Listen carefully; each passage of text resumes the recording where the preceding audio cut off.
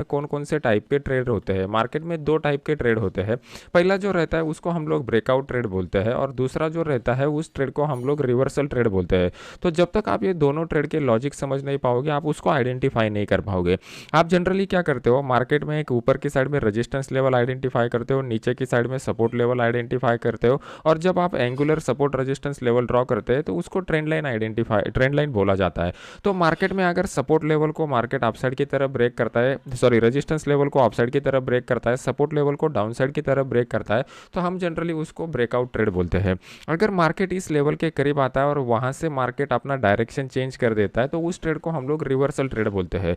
उसी तरीके से ट्रेंड लाइन को अगर मान लो कि यहाँ पर जो ट्रेंड लाइन बना हुआ है ये अपसाइड वाला ट्रेंड लाइन अगर बन चुका है तो इस लेवल को अपसाइड की तरफ ब्रेक करता है, तो यहाँ पर आप लोगों को जो बाय का ट्रेड मिलेगा वो अब ब्रेकआउट ट्रेड कंसिडर किया जाएगा। और इस लेवल से मार्केट अगर अपने पुराने डायरेक्शन को चेंज करता है तो उसको रिवर्सल ट्रेड बोला जाएगा। तो पर्टिकुलरली आज के दिन हम लोग रिवर्सल ट्रेड को कैसे आइडेंटिफाई करना है उसको समझने की कोशिश करते हैं। सबसे पहले स्टेप में आपको क्या करना है, मार्केट में important support resistance level identify करना है या फिर मार्केट में इंपॉर्टेंट ट्रेंड लाइन को आपको आइडेंटिफाई करना है। फिर स्टेप 2 में आपको क्या करना है, मान लो कि आपने सपोर्ट लेवल आइडेंटिफाई किया हुआ है तो इस सपोर्ट लेवल के करीब मार्केट को आने देना है और फिर यहाँ पर आपको देखना है कि कोई कैंडल पैटर्न डेवलप हो रहा है क्या या फिर प्राइस एक्शन डेवलप हो रहा है क्या। अगर आप प्राइस एक्शन देख रहे हो तो प्राइस एक्शन में जनरली डाउन साइड जब मार्केट आता है तो यहाँ पर एक हैमर कैंडल पैटर्न बनना चाहिए या फिर एक बुलिश इनगल्फिंग कैंडल पैटर्न बनना चाहिए या फिर यहाँ पर आपको एक मॉर्निंग स्टार वाला कैंडल पैटर्न बनना चाहिए।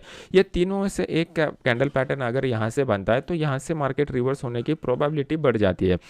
अगर आप प्योरली प्राइस एक्शन को देख रहे हो तो मार्केट इस लेवल पर आने के बाद इस तरीके का कोई डब्ल्यू पैटर्न अगर मार्केट यहाँ पर फॉर्म करता है तो ये जो प्रीवियस वाला हाई है इसको ब्रेक करने के बाद आप यहाँ पर बाय का ट्रेड ले सकते हो और उसका जो स्टॉप लॉस निकल के आएगा, यहाँ पर जो स्विंग लो बना रहेगा ये स्टॉप लॉस यहाँ पर निकल के आएगा। तो ये तीनों पॉइंट को आपको कंसिडर करना पड़ेगा। सबसे पहले important support resistance level draw करना हम लोग सीखेंगे, फिर उसके बाद जब मार्केट इस इंपॉर्टेंट सपोर्ट रेजिस्टेंस लेवल के करीब आएगा तो कौन से कैंडल पैटर्न हम लोगों को देखने हैं। सिंपली क्या करना है, चार्ट के ऊपर आना है। अभी आप नॉर्मल अगर चार्ट देखते हो तो इस नॉर्मल चार्ट में आपको मल्टीपल रिवर्सल पॉइंट दिखाई दे रहे हैं। यहां से मार्केट नीचे आया था, फिर ऊपर जाके फिर नीचे चला आ गया। ये इस पॉइंट को अगर हम लोग as a swing high consider करते हैं तो ये ज्यादा प्रोमिनेंट नहीं है। कौन सा स्विंग हाई ज्यादा प्रोमिनेंट होता है इसको समझने की कोशिश कीजिए। मैं आपके सामने यहाँ पर एग्जाम्पल नंबर 1 और एग्जाम्पल नंबर 2 के तरीके से समझाने की कोशिश कर रहा हूँ। अगर मार्केट ऊपर जाता है और फिर नीचे आता है लेकिन यहाँ पर जो प्राइस एक्शन होता है ये एकदम छोटे रेंज का प्राइस एक्शन होता है, तो ये स्विंग हाई जो बनता है ये लेस प्रोमिनेंट होता है। लेकिन मार्केट अगर एक बड़ा डिस्टेंस ट्रैवल करके ऊपर जाता है और फिर रिवर्सल मिलने के बाद एक बड़ा डिस्टेंस ट्रैवल करता है तो ये स्विंग हाई जो रहता है ये स्विंग हाई में आपको दिखाई देगा कि प्राइस एक्शन बढ़ा हुआ है, मार्केट ने बड़ा डिस्टेंस ट्रैवल किया हुआ है, तो ये वाला जो स्विंग हाई बनेगा ये ज़्यादा प्रोमिनेंट बनेगा। फॉर एग्जाम्पल अगर आप देखोगे तो यहाँ से मार्केट जो नीचे आया था फिर उसके बाद दोबारा मार्केट जो ऊपर चला गया, यहाँ पर मार्केट ने ज़्यादा डिस्टेंस ट्रैवल किया हुआ है तो ये वाला स्विंग लो जो बना रहेगा ये एक प्रोमिनेंट स्विंग लो बना रहेगा। सेम उसी तरीके से अगर आप देखोगे तो मार्केट ने यहाँ तक नीचे ट्रैवल किया और फिर यहाँ से मार्केट ने अपसाइड का एक अच्छा खासा मोमेंटम दिखाया, तो यहाँ पर अगर आप देखोगे तो मार्केट ने एक बड़ा डिस्टेंस ट्रैवल किया हुआ है, तो इस बड़े डिस्टेंस ट्रैवल करने की वजह से यहाँ पर जो स्विंग लो बना हुआ है ये हमारे लिए एक प्रोमिनेंट स्विंग लो बन चुका है। ये थोड़ा सा डिफिकल्ट कंसेप्ट है क्योंकि इसमें सब्जेक्टिविटी आता है, जैसे आपको आइडेंटिफाई करने। अभी फॉर एग्जाम्पल अगर आप देखोगे तो यहाँ से मार्केट ने एक अच्छा खासा अपसाइड का मोमेंटम दिखा दिया, फिर मार्केट ने एक डाउन साइड का मोमेंटम दिखा दिया, तो यहाँ पर जो हाई बन चुका है ये अभी एक प्रोमिनेंट हाई बन चुका है। अगर यहाँ पर आप देखोगे तो यहाँ पर भी मार्केट ने एक लो बनाया हुआ है, लेकिन ये लो के बाद मार्केट में जो अपसाइड का मोमेंटम हुआ है वो एकदम छोटा मोमेंटम हुआ है, तो ये स्विंग लो जो है वो ज़्यादा प्रोमिनेंट नहीं है।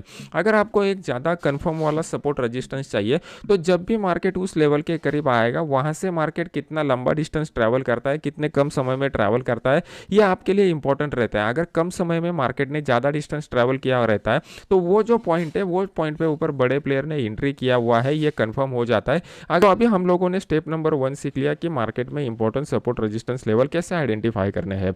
अगर आप देखोगे तो यहाँ से मार्केट ने एक अच्छा खासा अपसाइड का मोमेंटम डेवलप हुआ था, तो ये हमारे लिए एज ए इंपॉर्टेंट सपोर्ट की तरह काम करेगा। जैसे ही हम लोग सपोर्ट आइडेंटिफाई करते हैं बस आपको उस सपोर्ट लेवल को यहाँ पर ड्रॉ करके रखना है। अभी बहुत सारे लोगों को डाउट आता है कि मार्केट में एग्जैक्टली सपोर्ट लेवल हम लोग कहाँ पर ड्रॉ करें, जो वीक मिलता है वो उस वीक के ऊपर ड्रॉ करें, या हम लोगों ने स्टेप 1 कंप्लीट कर दिया कि मार्केट में एक इंपॉर्टेंट सपोर्ट रेजिस्टेंस लेवल को आइडेंटिफाई कर लिया, उसको ड्रॉ कर लिया। अभी नेक्स्ट स्टेप क्या आता है कि मार्केट को इस लेवल के करीब आके देना है। मार्केट जैसे ही इस लेवल के करीब आएगा तो यहाँ पर चार्ट पैटर्न बनने चाहिए। अगर हम लोग एक सपोर्ट आइडेंटिफाई करते हैं तो सपोर्ट के करीब हम लोगों को पहला चार्ट पैटर्न देखना है कि मार्केट में यहाँ पर कोई हैमर टाइप कैंडल पैटर्न बना हुआ है क्या। मार्केट में अगर हैमर कैंडल पैटर्न नहीं बनता है तो यहाँ पर एक बुलिश इनगल्फिंग कैंडल पैटर्न बनना चाहिए। यह बुलिश इनगल्फिंग कैंडल पैटर्न भी रिवर्सल देता है, या फिर इन दोनों में से अगर नहीं बनता है तो फिर यहाँ पर एक मॉर्निंग स्टार कैंडल पैटर्न बनना चाहिए। ये तीनों में से एक कैंडल पैटर्न अगर यहाँ पर बन जाता है तो ये हम लोगों के लिए रिवर्सल का सिग्नल देता है। अगर आप यहाँ पर देखोगे तो यहाँ पर आपको एक हैमर टाइप कैंडल पैटर्न दिखाई दे रहा है। अगर यहाँ पे हैमर लाइक कैंडल पैटर्न बनता है तो आपको क्या करना है, इस हैमर का जो हाई बना रहता है, इस हाई के ऊपर कुछ पॉइंट आपको बाय का ऑर्डर लगा देना है लिमिट का, और इसका जो स्टॉप लॉस निकल के आएगा वो हैमर लाइक कैंडल पैटर्न का जो लो रहेगा वो एज ए स्टॉप लॉस की तरह हम लोग कंसिडर कर सकते हैं। ऊपर की साइड में जो हम लोगों के लिए प्रोमिनेंट स्विंग हाई बने रहेंगे, ये प्रोमिनेंट स्विंग हाई हम लोग एज ए टारगेट की तरह इस्तेमाल कर सकते हैं। लेकिन यहाँ पर टारगेट में आपको प्रॉफिट तभी बुक करना है जब लोअर टाइम फ्रेम पे, मतलब मान लो कि अभी हम लोग 15 मिनट के ऊपर एनालिसिस कर रहे हैं, तो लोअर टाइम फ्रेम मतलब 5 मिनट 1 मिनट के ऊपर यहाँ पर कोई रिवर्सल का प्राइस एक्शन बनता है, तभी हम लोग यहाँ पर प्रॉफिट बुक करना प्रेफर करेंगे। अभी यहाँ पर कौन से पॉइंट के ऊपर आपको फोकस करना है कि यहाँ पर आपको पता चल गया सपोर्ट रेजिस्टेंस कैसे आइडेंटिफाई करना है, कौन सा कैंडल पैटर्न देखना है, कैंडल पैटर्न के क्राइटेरिया क्या है। तो ये जो प्राइस एक्शन के क्राइटेरिया है, ये प्राइस एक्शन के क्राइटेरिया आपको समझ में आ गए।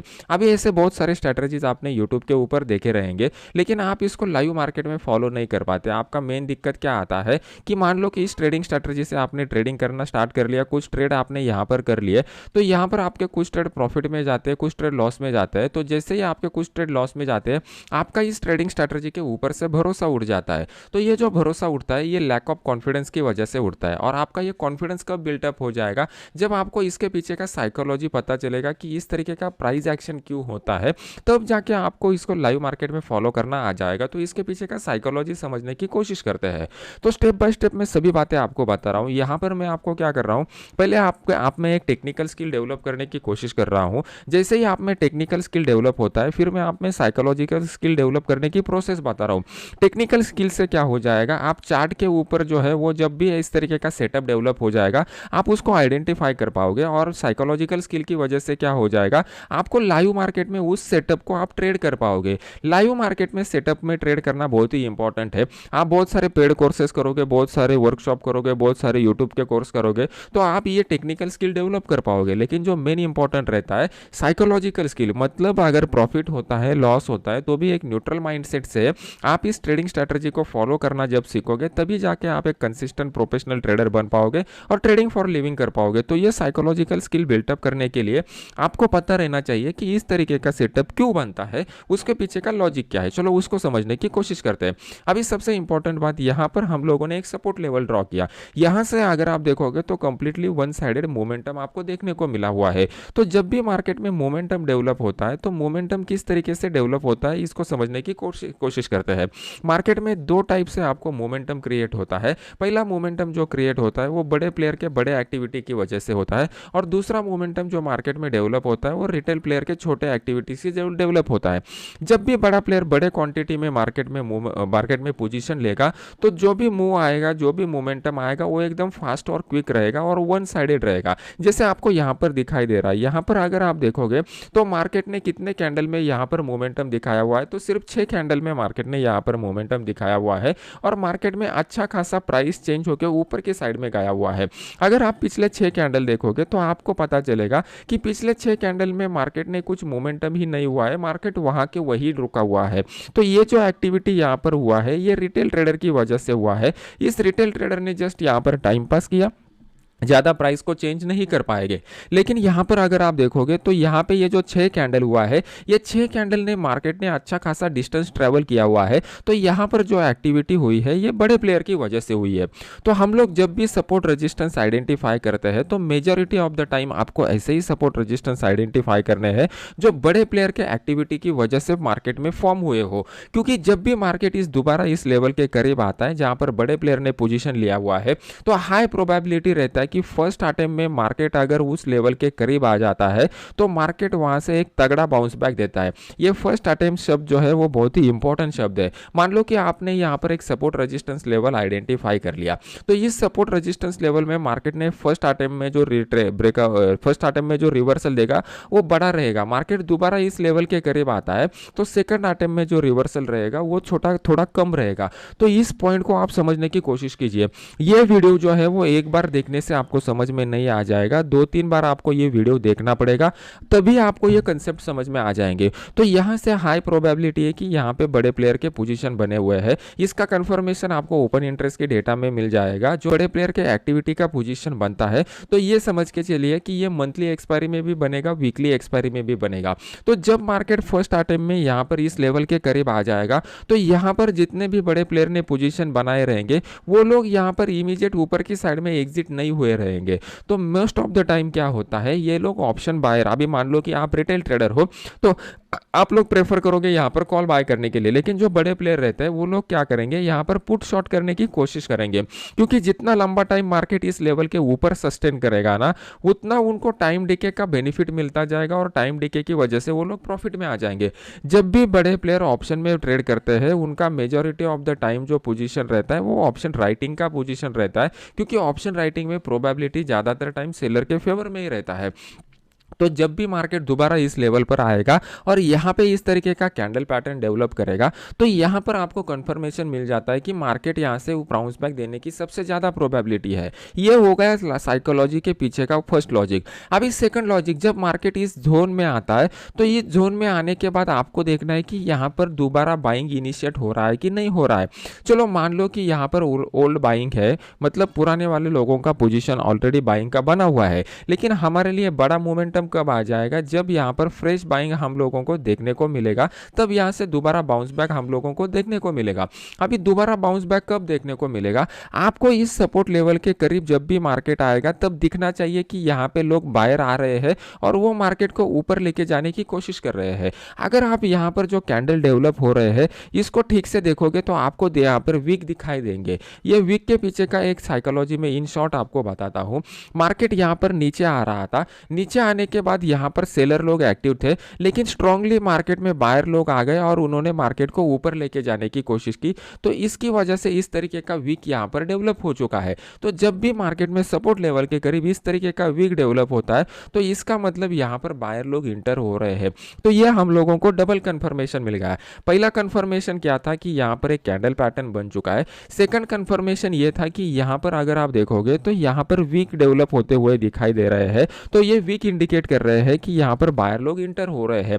तो ये दोनों कंफर्मेशन जब आपके पास रहेंगे तो आपका सक्सेस रेट भी बढ़ जाएगा और आपका जो रिस्क रिवॉर्ड रेशियो है वो रिस्क रिवॉर्ड रेशियो भी बढ़ जाएगा।